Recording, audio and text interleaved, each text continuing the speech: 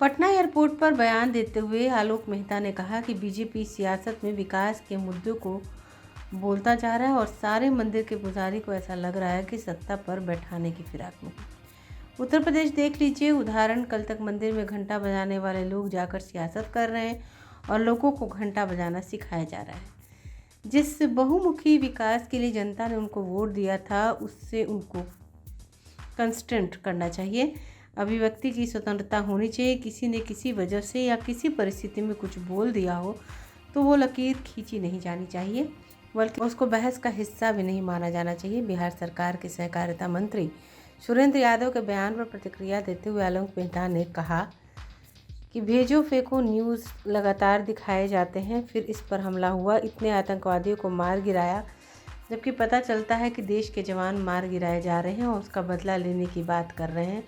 जनता में स्टिमुलेशन पैदा करने की कोशिश की जा रही। उन्माद के आधार पर राजनीति नहीं होनी चाहिए। देश की सुरक्षा की जिम्मेदारी पूरी सेना की है और हमें गर्व है हमारी सेना पर। उनका राजनीतिकरण नहीं होना चाहिए। वहीं सुधाकर सिंह पर कारण बताओ नोटिस पर प्रतिक्रिया देते हुए आलोक मेहता ने कहा कि इसमें शिकायत किस बात की? अगर कोई पार्टी के अनुरूप कार्य नहीं करेंगे तो डिसिप्लिनरी एक्शन हो सकता है, पार्टी में कोई भी हो। ब्यूरो रिपोर्ट, आंखें न्यूज़ 24। अब जो हिस्ट्री है उसको देखकर ये जज करने की कोशिश कीजिए कि उन्होंने क्या गलत कहा। चुनाव के वक्त सेना पे हमला भारतीय जनता पार्टी करवाती है क्या? मतलब ये जो फेक न्यूज़ जो लगातार दिखाए जाते रहे, फेक न्यूज़ जो दिखाए जाते रहे हैं कि इस पर हमला हुआ, उस पर इतने आतंकवादियों को मार गिराया गया, जबकि पता चलता है कि देश के जवान मार गिराए जा रहे हैं और उसका बदला लेने की बात कह के जनता में स्टिमुलेशन पैदा करने की कोशिश हो रही है। उन्मादों के आधार पर राजनीति नहीं होनी चाहिए। देश की सुरक्षा की जिम्मेवारी पूरी सेना को है और हमें गर्व है अपनी सेना पर। उसका राजनीतिकरण नहीं होना चाहिए, उस पर उसका इस्तेमाल नहीं होना चाहिए। राजनीति बिल्कुल जनता के जो मनोभाव हैं, आम जनता का जो की मनोदशा है, उसके अनुरूप उसको नॉर्मल करके किया जाना चाहिए। कोई घटना घटाकर, कोई इवेंट मैनेजमेंट करके उनके जनता के जो विचार हैं, मिजाज हैं, उसको बदल कर यदि कोई चुनाव कराना चाहता है तो आप मान लीजिए कि यह भी अपने तरह का एक मैनिपुलेशन है, जिसका विरोध होना चाहिए।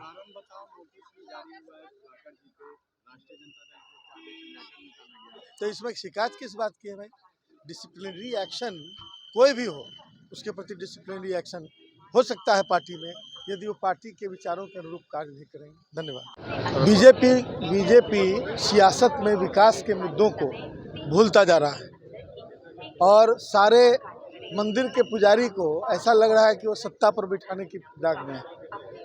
उत्तर प्रदेश देख लीजिए उदाहरण, कल तक मंदिर में घंटा बजाने वाले लोग जाकर सियासत कर रहे हैं और लोगों को घंटा बजाना सिखाया जा रहा है।